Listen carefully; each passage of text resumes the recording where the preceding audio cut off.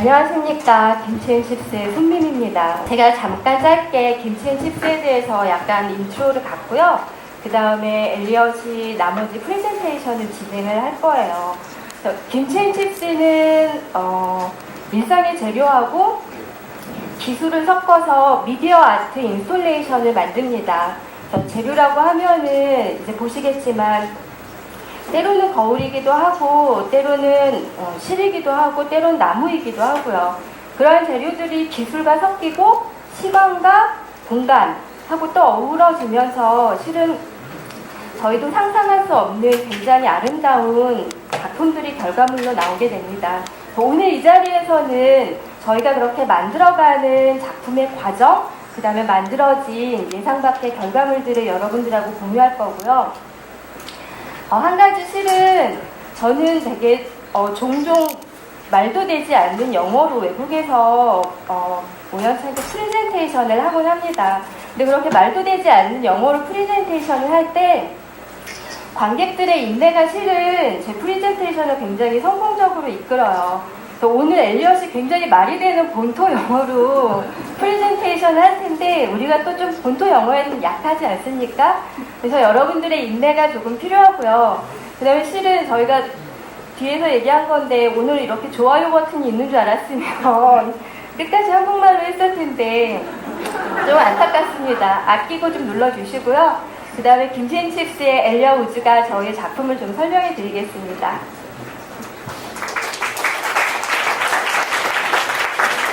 Hey, so I'm Elliot and I'm the other half of Kimchi and Chips art studio.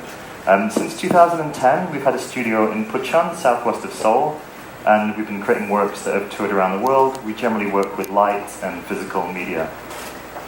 This should be automatic, this is the test. Yes, okay.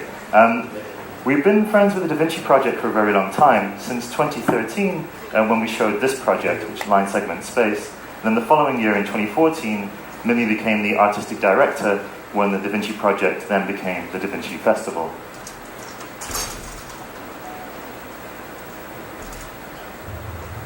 So I'm going to talk about three works today. The first one is called Light Barrier. Light Barrier started out as a commission between the Da Vinci Festival and some partners in the UK and in Russia. And it talks about a lot of the themes that are running throughout our work, which is the connection between materiality and immateriality, between physicality and virtuality, and concretely this idea of drawing in the air to create an image which has no canvas. So the basic principle of this is we add up many beams of light into the air, and as they condense, they form this point. And if we can create one point of light in the air, then we can create a drawing by adding those points together. And we have some mist which highlights the image.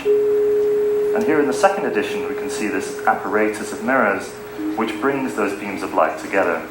So using video projectors at the top and these curved mirrors, we're able to direct the light to where we need it in the space.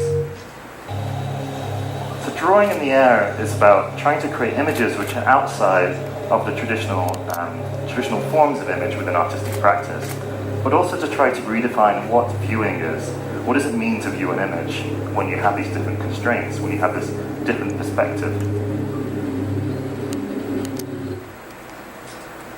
This year we were really lucky to have a chance to reimagine this work for the ACC in Gwangju, which is a very demanding size of space. The ACC is an art centre which has fantastic facilities for producing works, and we had a really great team. Some people are here as well. I'd like to say thank you for helping us to create this project.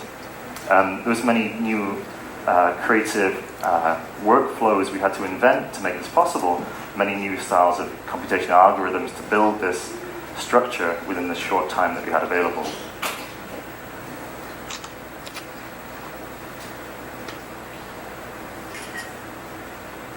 And during this time, the work has gone around internationally and received recognition from different international institutions.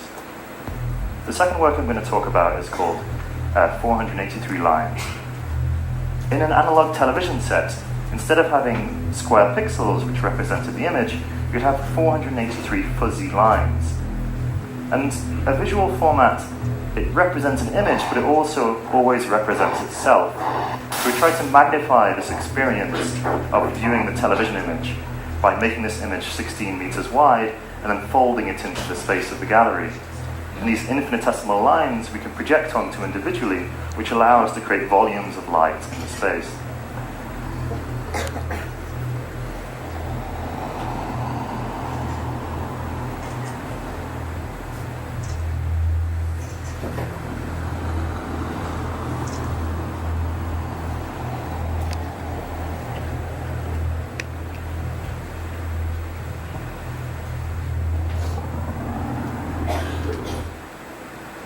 And the final work I'm going to talk about is called Lunar Surface.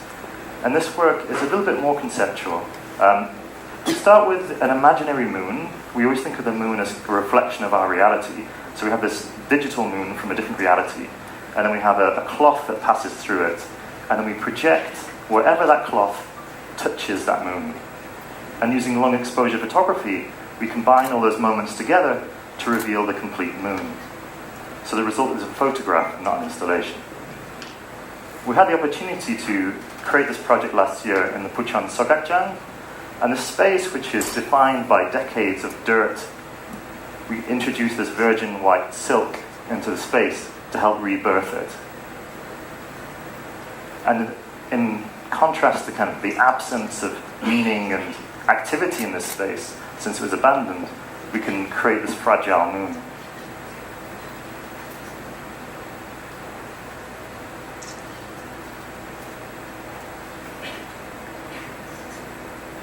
But also we wanted to create in this time an installation for people to see.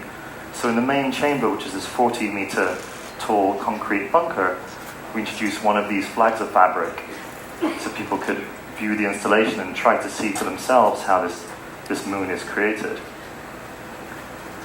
And because we need this movement for it to pass through the sphere, our ideal solution to this was to bring new air into the building. So throughout the period of the exhibition, over 1,000 tons of new air was pumped into this incinerator to refresh it for its new purpose as an art centre afterwards. And here we can see the images which were produced in these 3 different locations.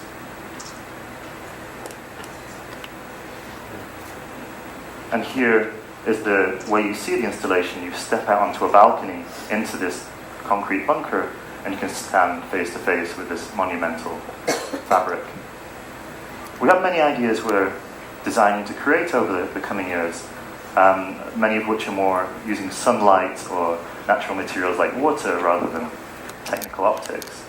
But we're not really ready to share those with you yet today. But for the time being, I hope that you get a chance to go to Gwangju to see our current installation, which is on until October the 23rd. And also the Biennale is ongoing at the time. So please do come and see our work, and thank you so much.